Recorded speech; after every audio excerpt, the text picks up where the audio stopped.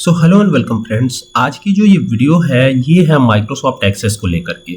पिछले 2 दिनों से वीडियोस नहीं आ पा रही थी किसी वजह से, लेकिन आज के जो ये क्लास है इस क्लास में पूरा का पूरा जो माइक्रोसॉफ्ट एक्सेस पे सॉफ्टवेयर बनाने की टेक्निक है वो आपको दिखाऊंगा। ठीक है कि कैसे आप इस तरह के सॉफ्टवेयर माइक्रोसॉफ्ट एक्सेस पे डेवलप कर सकते हैं। आसान है डेवलप करना, मैंने पहले भी बताया है। एक हमारे व्यूअर का सवाल भी है कि इस पर क्या क्या चीज़ें बन सकती है, तो एक छोटा सा जो है एग्जाम्पल दिखा रहा हूं कि कैसे इस पर सॉफ्टवेयर बनाए जा सकते हैं। ठीक है, तो माइक्रोसॉफ्ट एक्सेस पर तो सॉफ्टवेयर बनाए जा सकते हैं इजीली, आप तो जानते ही हैं, कई वीडियोस में ये बातें हो चुकी हैं। तो यहां से एक्सेस पे क्लिक करते हैं।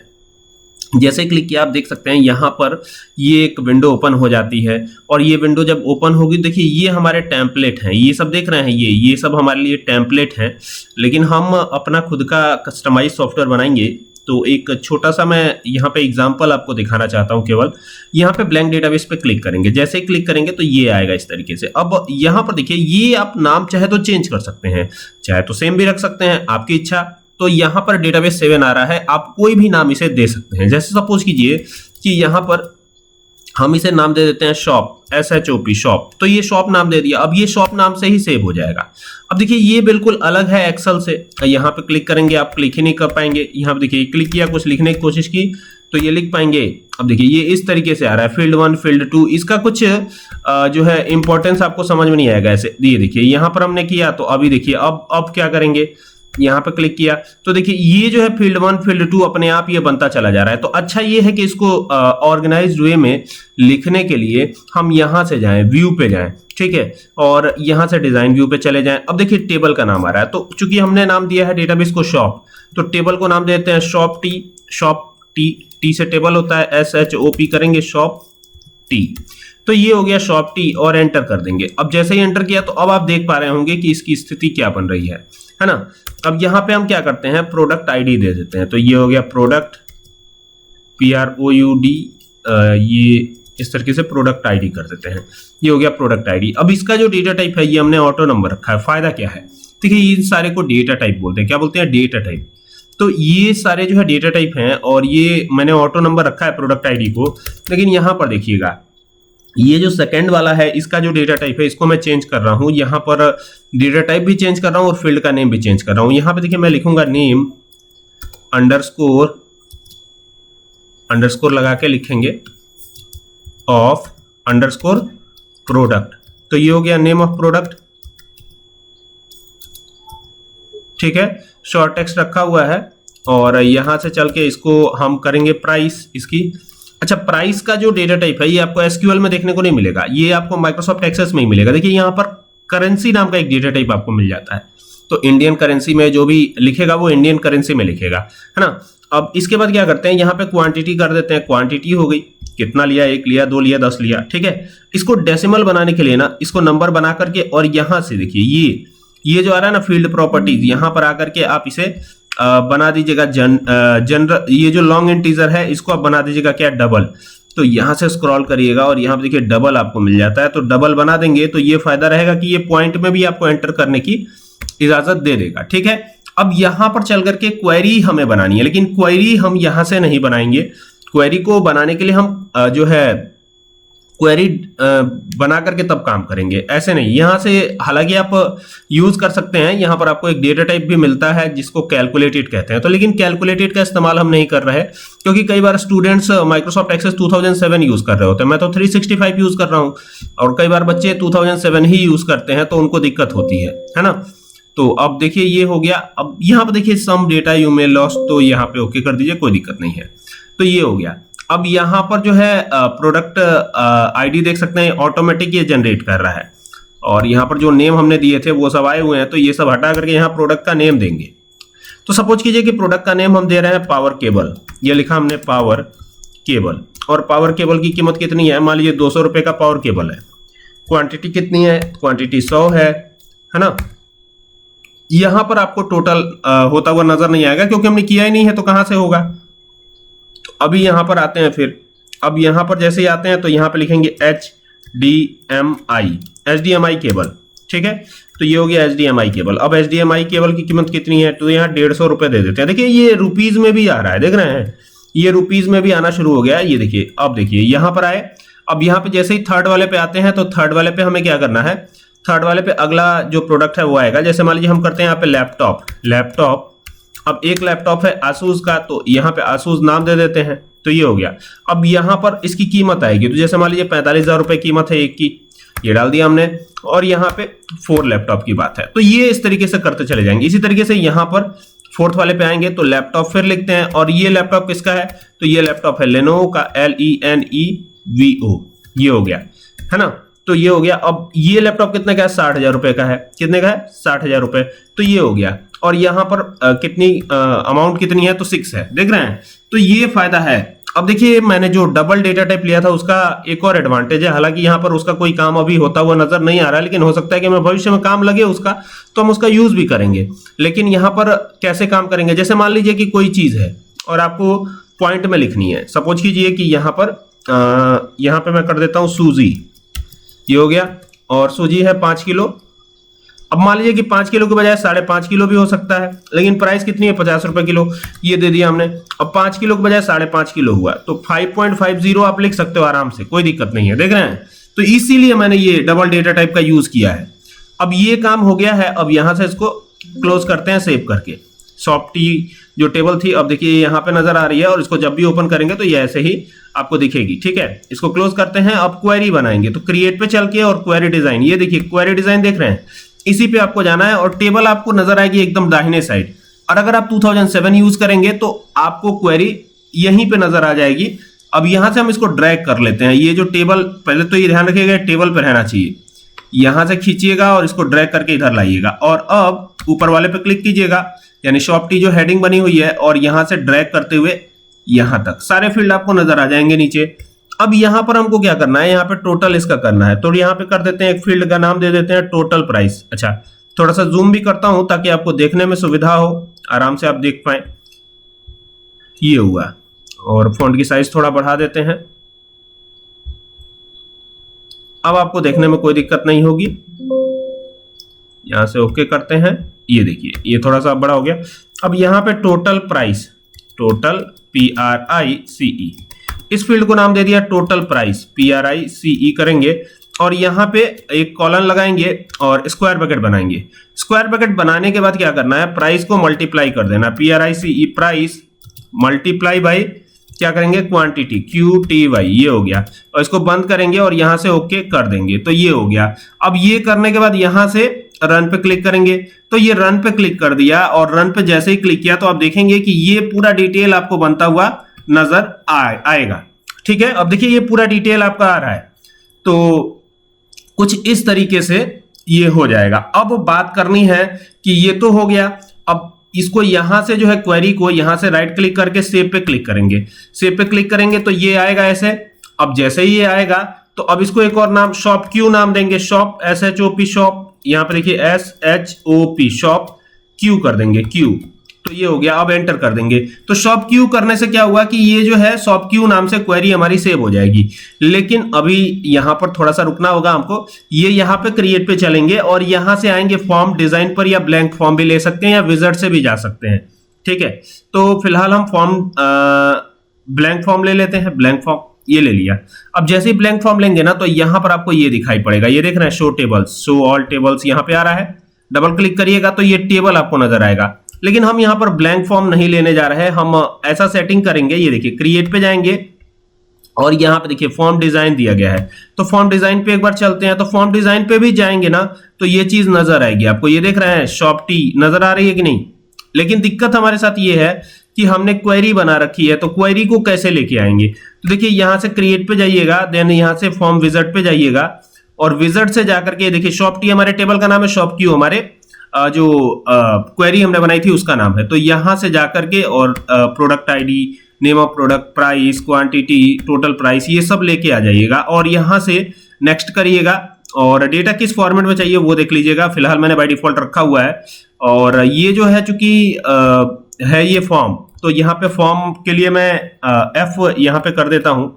ये F कर दिया हमने और यहाँ से अब फिनिश कर दीजिएगा। जब फिनिश करेंगे तो ये ऐसे आएगा और ओके करेंगे और यहाँ से जो है इसको थोड़ा सा ऊपर कर लेते हैं और यहाँ पे क्लिक करके इसको हटा देते हैं और यहाँ पे क्लिक किया हमने, यहाँ से ये हो गया, ठीक है। और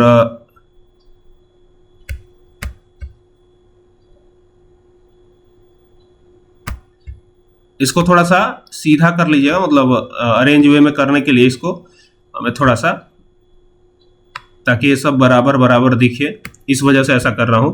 और यहां से थोड़ा सा इसको ड्रैग करके बढ़ा लीजिएगा, ये चीज देख रहे हैं, ये चीज बढ़ा लीजिएगा। अब यहां पे क्लिक करके, ब्लैंक जगह पे क्लिक करके, और यहां से आपको फॉर्म डिजाइन पे नहीं जाना है, ये देखिए ये आ रहा है ना, ये करके और फिर इस पे आना है और यहां से ये हो गया, ठीक है। कंट्रोल ए करिएगा और कंट्रोल ए करके यहां से जाकर के इसको ब्लैक कर लीजिएगा, ब्लैक करके, और ये देख रहे हैं। तो ये इस तरीके से हो जाएगा।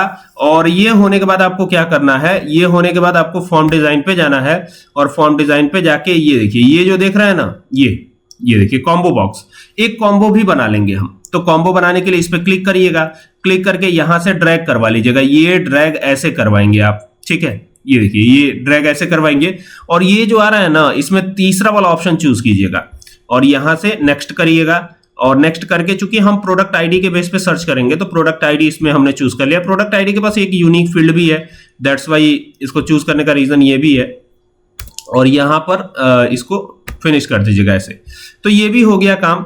अब नीचे आपको बटन्स वगैरह बनाने हैं तो आप बटन्स आराम से लगा सकते हैं, कहीं कोई दिक्कत नहीं है बटन लगाने में। एक काम और करेंगे, प्रॉपर्टी शीट पे जाके और यहाँ पे ये जो कॉम्बो नजर आ रहा है, इसको हम पहले फॉर्म पे आएंगे और फॉर्म पे आकर के यहाँ पर एक चीज नजर आएगा आपको, पॉपअप। ये देखिए यहाँ पे कोने में पॉपअप नजर आ रहा है, तो इसको यस रखिएगा और यस रख करके, और नीचे चाहे तो आप बटन्स बना सकते हैं यहाँ पे फॉर्म फुटर पर। तो आप यहाँ से बटन बना लीजिएगा, यहाँ पे क्लिक कीजिएगा, फुटर पे आप बटन बना सकते हैं, चाहे यहाँ पे साइड में बना सकते हैं, काफी अच्छा ये दिखेगा। तो ये इस तरीके से आए, अभी ये आ गए। तो अभी मान लीजिए कि फाइंड नेक्स्ट का बटन बनाना है, तो गो टू नेक्स्ट रिकॉर्ड करते हैं। तो ये गो टू नेक्स्ट रिकॉर्ड पे जाकर के नेक्स्ट करिएगा और पिक्चर चाहिए, क्या चाहिए वो देख लीजिएगा। तो हम पिक्चर ही रखते हैं इस बार और यहां से नेक्स्ट कर देते हैं। तो ये एक बटन देखिए, एक बटन बन गया। अब फिर दूसरा बटन बनाना है तो फिर इसी पे क्लिक करना होगा, क्लिक करके यहाँ पे आना होगा और ये ऐसे फिर ड्रैग करवा लेते हैं, ये हो गया, ठीक है। अब जैसे ये होगा तो फिर अब दूसरा बटन तो नेक्स्ट हो गया, प्रीवियस का बना लेते हैं। तो ये प्रीवियस का बटन हो जाएगा और यहां से जाके इसको फिनिश करेंगे और फिनिश करने के बाद फिर ये दो बटन तैयार हो गए आपके। अब तीसरा बटन बनाना है, फिर इस पे क्लिक कीजिए, फिर यहां पर आइए और फिर यहां से इसको ये ऐसे कर लेंगे, ये देखिए, देख रहे हैं। और ये रिकॉर्ड ऑपरेशन पे जाके ऐड अ न्यू रिकॉर्ड, तो इस बार ऐड अ न्यू रिकॉर्ड पे जाएंगे, नेक्स्ट करेंगे और इसको फिनिश करेंगे। और फिनिश करने के बाद ये आ जाएगा इस तरीके से। फिर यहां पर आएंगे, अब डिलीट रिकॉर्ड का एक और बटन बनाएंगे। तो यहां से जाकर के डिलीट रिकॉर्ड का एक बटन बना रहा हूं, देखिएगा ध्यान से, ठीक है। तो यहां से चल करके ये ऐसे ड्रैग कर लेंगे, ये हो गया, ठीक है। यहां से अब आएंगे तो देखिए डिलीट रिकॉर्ड का बटन है, तो इसको बना लेते हैं। इस तरीके से करते हमें चले जाना है। थोड़ा सा ध्यान रखना है कि यहां पर ये पिक्चर ही रहना चाहिए, अब चूंकि पिक्चर ही लिया है तो पिक्चर ही रहेगा, ठीक है। तो ये हो गया। अब देखिए ये ऊपर नीचे हो गया, तो इसको थोड़ा सा ड्रैग करके नीचे लेते आइएगा, ठीक है, ये हो गया।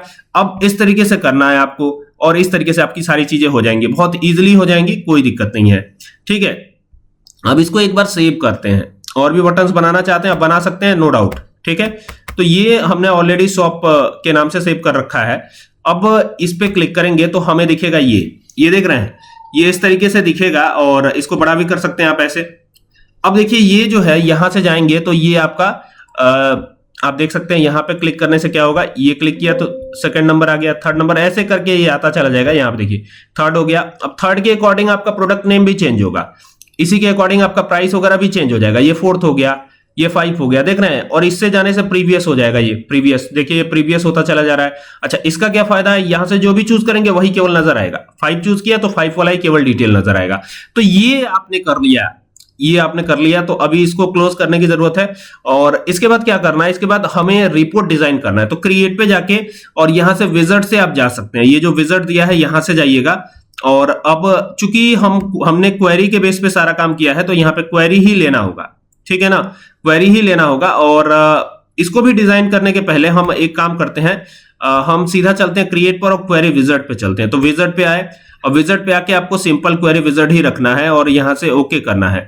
ओके करते ही आपको ये नजर आएगा पूरा डिटेल, तो पूरा ये ले लीजिएगा और आगे बढ़िएगा यहाँ से।